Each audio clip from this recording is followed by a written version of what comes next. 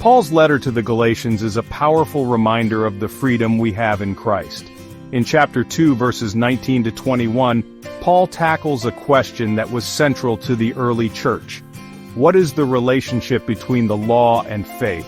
Paul writes, "For I through the law died to the law that I might live to God. I have been crucified with Christ.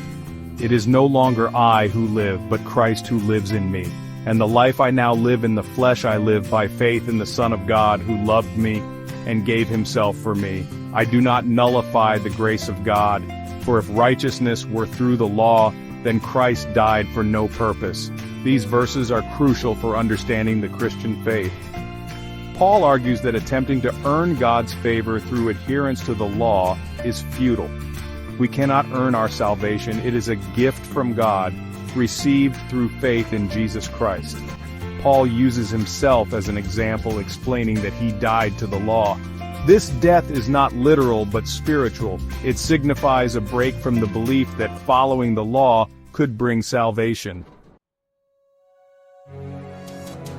Paul's statement, "I've been crucified with Christ," is a powerful image. It speaks of a radical identification with Christ's death on the cross. Through faith in Christ, we too have died to the power of sin and the condemnation of the law.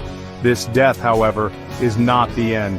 Paul continues, "It is no longer I who live, but Christ who lives in me."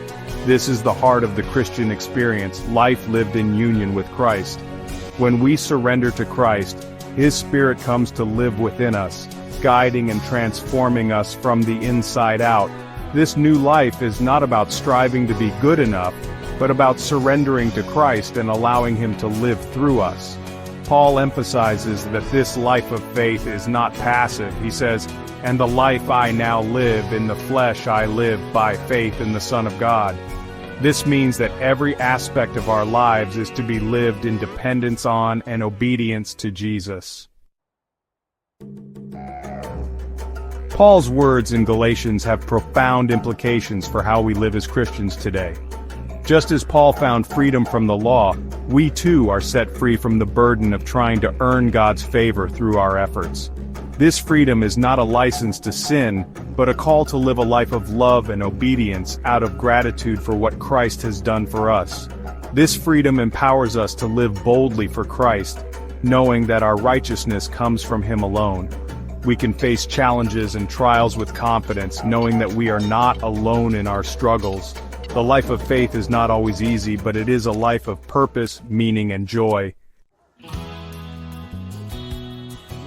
What does it mean to live by faith in today's world? It means trusting in God's promises even when we don't understand. It means choosing forgiveness over bitterness, love over hate, and hope over despair. It means standing up for what is right even when it's unpopular. It means sharing our faith with others and being a light in a dark world. Living by faith is a daily journey of surrender and obedience. It's about allowing Christ to transform us from the inside out and to use us for His glory. As we grow in our faith, we experience the freedom and joy that come from knowing Christ and being known by Him.